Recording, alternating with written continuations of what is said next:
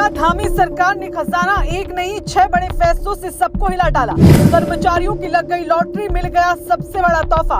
One विभाग के कर्मचारियों की हो गई चांदी, धामी सरकार ने सारी व्यवस्था बदल डाली। अब मिलेगा इतने हजार, होंगे सारे काम आसान। विरोधियों ने सोचा भी नहीं होगा, अब धामी सरकार ने ऐसा काम किया है जिसने कर्मचारियों की मौज कर दी।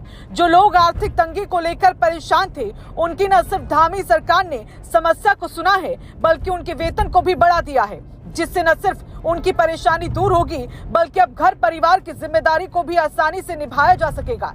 सिर्फ यही नहीं, इस बार कर्मचारियों के साथ साथ 6 और भी बड़े फैसले धामी सरकार ने लिए, जिसकी चर्चा पूरे सूबे में हो रही है और लोग सरकार के फैसले पर धन्यवाद दे रहे हैं, क्योंकि धामी के एक फैसले से हजारों परिवारों के चेहरे पर मुस्कान आ गई।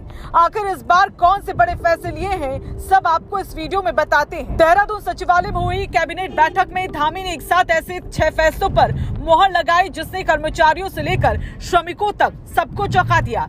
सबसे ज्यादा चर्चा बोनस और वन विभाग के श्रमिकों को मिली राहत की हो रही है। कर्मचारियों के बीच इसे बड़ी सौगात माना जा रहा है और यही वजह है कि फैसलों के बाद माहौल बदलता नजर आया। सबसे पहले बात बोनस की। बता दें, कोविड काल के दौरान राज्य ने पेमेंट ऑफ बोनस एक्ट 2020 में संशोधन किया था, जिसमें शर्त रखी गई थी कि उद्योग तभी बोनस देंगे जब वो सरप्लस में होंगे। अब कैबिनेट ने इस संशोधित नियम को वापस लेने का फैसला किया है। इसका मतलब साफ है कि अब फिर से केंद्र का पेमेंट ऑफ बोनस एक्ट 1965 लागू होगा और कर्मचारियों को उसी के अनुसार बोनस का लाभ मिलेगा। यानी उद्योगों में काम करने वाले हजारों कर्मचारियों के लिए ये राहत की खबर है। तीसरा बड़ा फैसला स्वास्थ्य सेवाओं से जुड़ा है। कैबिनेट ने Uttarakhand employ state insurance service scheme 2026 को मंजूरी दे दी।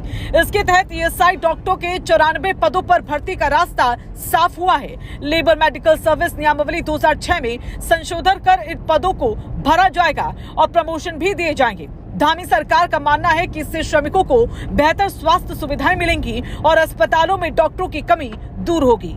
पहाड़ी राज्य में स्वास्थ्य सेवा मजबूत करना हमेशा चुनौती रहा है। ऐसे में ये फैसला महत्वपूर्ण माना जा रहा है। नशे के खिलाफ भी सरकार ने सख्त रुख दिखाया। गृह विभाग के अंतर्गत एंटी नार्कोटिक्स टास्क फोर्स को मजबूत करने के लिए 22 नए पदों के सृजन को मंजूरी दे दी गई। माना जा रहा है कि इससे राज्य में नशे के खिलाफ अभियान को और बल मिलेगा। साथ ही कारागार एक्ट में भी बदलाव किया गया।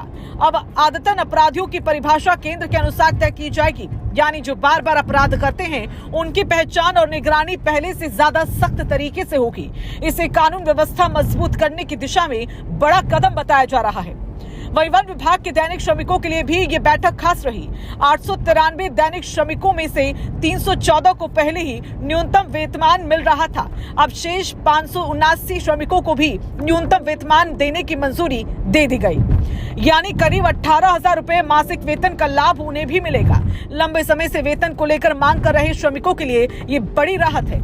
सरकार का कहना है कि इससे कर्मचारियों का मनोबल बढ़ेगा और कामकाज में भी सुधार आएगा। वन विभाग राज्य की रीढ़ माना जाता है और ऐसे में श्रमिकों को राहत देना जरूरी कदम माना जा रहा है। इसके अलावा सूक्ष्म खाद्य उद्यम से जुड़े लोगों के लिए भी अच्छी खबर आई है। प्रधानमंत्री सूक्ष्म खाद्य उन्नयन योजना 2025-26 तक लागू है और राज्य सरकार ने फैसला किया है कि मुख्यमंत्री सूक्ष्म खाद्य उन्नयन योजना भी तब तक जारी रहेगी। इससे छोटे उद्यमियों को राहत मिलेगी और स्थानीय उत्पादों को बढ़ावा मिलेगा।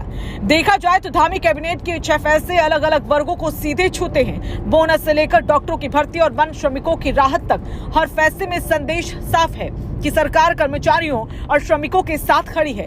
अब देखना होगा कि इन फैसलों का असर जमीन पर कितना तेजी से दिखाई देता है। लेकिन फिलहाल इतना तय है कि कैबिनेट बैठक ने राज्य की राजनीति और प्रशासन दोनों में नई हलचल पैदा कर दी है।